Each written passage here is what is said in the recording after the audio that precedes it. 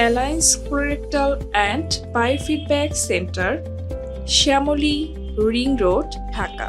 আসসালামু আলাইকুম, আমি doctor Sabrin Akter Unni, colorectal surgeon. বর্তমানে কর্মরত আছি কুমিটোলা জেনারেল হসপিটালে সার্জারি বিভাগে। আসুন আপনাদের সাথে আজকে আমি আলোচনা করব খুব সাধারণ বা প্রচলিত একটি রোগ নিয়ে, পাইলস নিয়ে। পাইলস কি? সাধারণত রোগীরা আমাদের কাছে মলদ্বারের যে কোনো সমস্যা হলেই বলে পাইলস হয়েছে, কিন্তু মলদ্বারের সকল রোগী পাইলস না। রক্তপাত হলেই পাইলস না, রক্তপাত হলে সেটা হতে পারে ফিশার, সেটা হতে পারে পাইলস, সেটা হতে পারে ক্যান্সার। তাহলে আমাদেরকে বুঝতে হবে পাইলস কি। পাইলস রোগীরা সাধারণত আমাদের কাছে 4টি পর্যায়ে নিয়ে আসে। প্রাথমিক পর্যায়ে রোগীরা আমাদের কাছে আসে ব্যথামুক্ত রক্তপাত নিয়ে, যেটা ফোঁটায় ফোঁটায় রক্তপাত হয়। দ্বিতীয় পর্যায়ে রোগীরা আমাদের কাছে যখন আসে তখন রক্তনালী স্ফীত হয়ে বাহিরের দিকে ফুলে যায় এবং সেটা মলত্যাগের পরে পরবর্তীতে এমনি এমনি ঢুকে যায়। তৃতীয় পর্যায়ে রোগীরা যখন আমাদের কাছে আসে তখন রক্তনালী স্ফীত হয়ে ফুলে যায়, কিন্তু সেটা নিজে নিজে ঢুকে না, সেটাকে হাত দিয়ে রোগীকে ঢুকে দিতে হয়। এবং চতুর্থ পর্যায়ে রোগীরা যখন আমাদের কাছে আসে তখন রক্তনালী বাইরের দিকে বের হয়ে থাকে এবং সেটা হাত দিয়েও রোগী ঢুকাতে পারে না। পাইলস রোগীরা আমাদের কাছে যখন আসে তখন এই 4টি পর্যায়ে যে কোনো পর্যায়ে আসতে পারে। তাকে যথাযথ যদি চিকিৎসা গ্রহণ না করে তাহলে তাদের কিছু জটিলতা হতে পারে। এই রোগীরা রক্তনালী স্ফীতি সহ আসে এবং পরবর্তীতে এই স্ফীতি থেকে এবং রক্তপাত থেকে রোগীদের রক্তশূন্যতা জটিলতা দেখা দিতে পারে।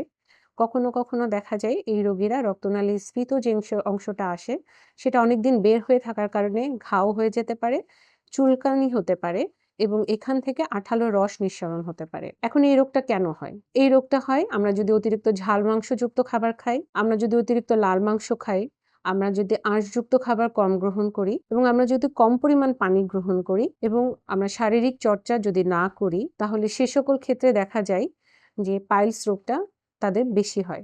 পাইলস রোগের প্রতিরোধের জন্য আমাদেরকে কিছু নিয়মকানুন মেনে চলতে হবে। আমাদেরকে নিয়মিত শারীরিক চর্চা করতে হবে।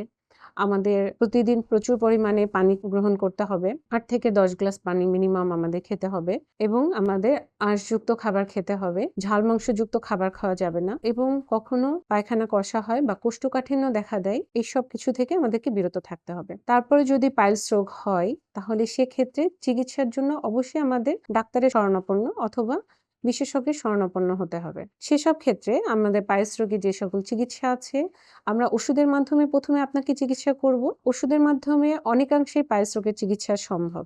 যদি ওষুধের মাধ্যমে প্রাথমিক পর্যায়ে পাইলস চিকিৎসা না হয় বা রোগী যদি প্রথমেই প্রচুর রক্তপাত এবং রক্তশূন্যতা নিয়ে আসে, সেক্ষেত্রে রোগীকে সার্জিক্যাল পদ্ধতিতে যাওয়া লাগতে পারে। সার্জিক্যাল পদ্ধতি ছাড়াও আরো অনেক পদ্ধতি আছে, যেমন আমরা অফিসে rubber band ligation, radio frequency অ্যাবলেশনের মতো যেমন আছে, তেমনি আমাদের আছে লং অপারেশন।